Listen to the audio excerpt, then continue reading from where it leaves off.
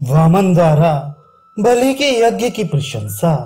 भगवान विष्णु बोले, अहो असुरेश्वर बलि का यह यज्ञ अद्भुत है। इसमें भक्षभोज्य पदार्थों की बहुलता है तथा यह यज्ञ सुंदर संस्कार से संपन्न है। पूर्व काल में यज्ञ परायण परमेष्ठी ब्रह्मा ने जैसा यज्ञ किया था वैसा ही यह भी है। महाबली दानवराज, पूर्व काल में देवराज इंद्र, यम और वरुण का जो यज्ञ हुआ था, तुमने उससे भी बढ़कर यह यज्ञ किया है। स्वर्गलोक का दर्शन कराने वाला क्रतुश्रेष्ठ अश्वमेध यज्ञ समस्त पापों के विनाश में कारण है। तुमने इसके द्वारा यजन करके अपने इस यज्ञ का महत्व बढ़ा दिया है। क्रतुश्रेष्ठ श्रीमान अश्वमेध सर्व काममय है।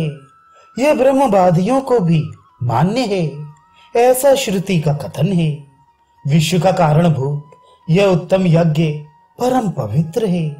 उस अश्वरूपधारी यज्ञ का मस्तक स्वर्णमय है, उसका प्रभाव महान है, खुर लोहे के समान कठोर है, वेग वायु के समान तीव्र है, शरीर विशाल है, वह स्वर्गलोक की ओर दृष्टि रखने वाला है और उसकी कांति स्वर्ण मिश्रित गौरवर्ण की है।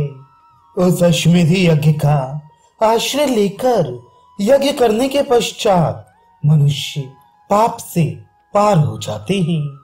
वेदवेत्ता विप्रवर अश्वमेध यज्ञ संबंधी अश्व को अग्नि रूप कहते हैं। जैसे गृहस्थ आश्रम सब आश्रमों में श्रेष्ठ है, जैसे ब्राह्मण सब मनुष्यों में श्रेष्ठ है, और जैसे आप यहाँ असुरों में श्रेष्ठ है, उसी प्रकार अश्वमेध सब यज्ञों में श्रेष्ठ है। वैशंपायन जी कहते हैं, जन्मेजय मामन के कहे हुए इस वचन को सुनकर दैत्यराज बलि बड़े प्रसन्न हुए और इस प्रकार बोले।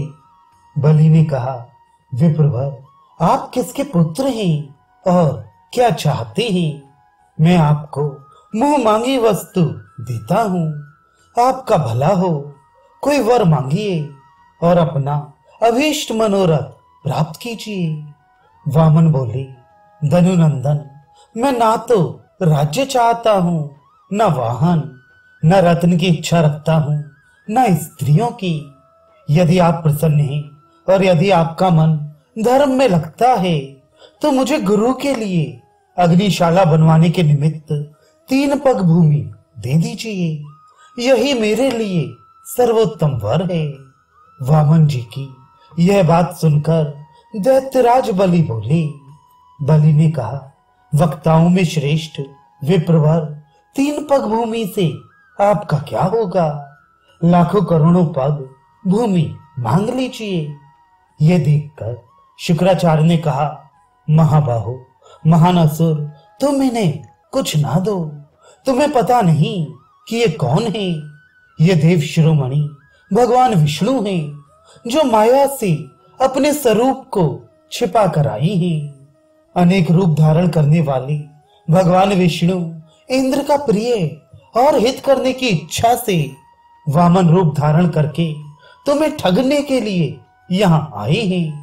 शुक्राचार्य के ऐसा कहने पर बलि ने चिरकाल तक सोच विचार करके बड़े हर्ष के साथ कहा, इनसे बढ़कर उत्तम पात्र और कौन हो सकता है?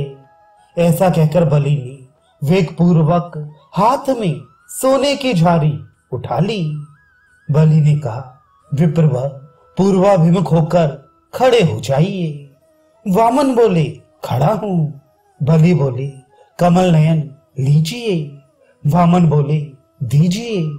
बलि बोले, क्या दूं? वामन बोले, भूमि। बलि बोले, ब्रह्मन, उस भूमि की मात्रा कितनी है? वामन बोले, 3 पग। बलि बोले, दे दिया।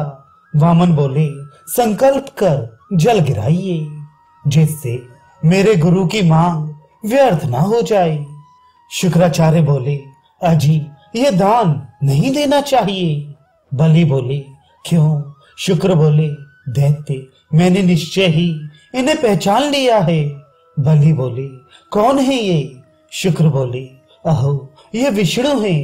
बलि बोली, तब तो बड़ी प्रसन्नता की बात है। शुक्र बोली, फिर तो तुम ठगे गए। बलि बोली, नहीं, मैं ठगा नहीं गया। बलि बोली, अहो ये भगवान विष्णु तो सर्वथा कृतकृत्य हैं। फिर ये मेरे यज्ञ में याचना के लिए स्वयं कैसे उपस्थित हो गए? यदि आ ही गए तो ये भगवान जो जो चाहते हैं वह सब मैं इन देवाधिदेव को समर्पित करूंगा। इन विष्णु से बढ़कर दूसरा कौन श्रेष्ठतर पात्र हो सकता है? ऐसा कहकर बलि ने शीघ्र ही जल गिराया। वामन बोले, निष्पाप दैत्यराज, मेरे लिए 3 पग पर्याप्त है। मैंने पहले जो कुछ कहा है वह ठीक है, मिथ्या नहीं है। वैशंपायन जी कहते हैं, जन्मेजय, महातेजस्वी वामन का यह वचन सुनकर शत्रुसूदन, विरोचन कुमार दैत्यराज बलि ने उस समय काले मृग चर्म को उत्तरीय बनाकर कहा, ए मस्तु। ऐसा कहकर उन्होंने जल से भरे हुए गड़ुए को हाथ में लिया। भगवान वामन असुरराज बलि की बड़ी भारी हानि करना चाहते थे, अतः उन्होंने दैत्य विनाशक हाथ को शीघ्र उनके आगे फैला दिया।